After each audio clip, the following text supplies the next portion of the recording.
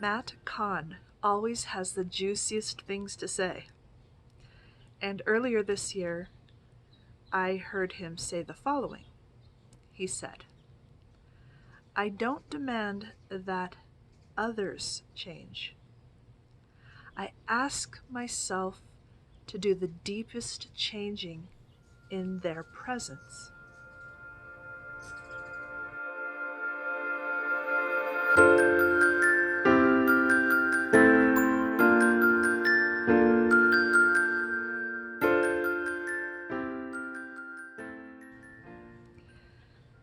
This is definitely an element of, first of all, maturity, and second of all, inner and world peace.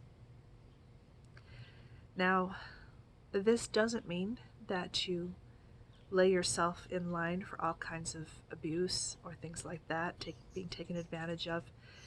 This kind of idea has to go in combination with other things that we learn about boundaries and about valuing ourselves. But in fact, when we're faced with abuse, which of course is a breach of the peace, what is the change that we might ask of ourselves? We might ask of ourselves to not stand there for the abuse, right? Not stay there for it. And those of us who have long-term experiences of abuse, such as in a marriage, but it can be anything, employment, anything that doesn't fit right with us and that's, draining our peace and our energy in our life, it's not up to them to stop being the abuser, though, to stop being the one with the problem. Maybe the thing that we have to do to change is to leave, is to figure out how to find inside of ourselves the strength, even though we have lots of fears and lots of uncertainties, of how we might walk out of something like that.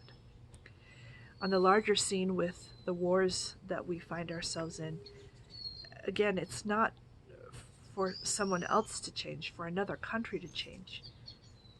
What is our part in this? And while there's always going to be, there's enough accountability and culpability to go around, but I don't think we've plumbed the depths of our accountability. I don't think we've barely scratched the surface of our accountability as a nation.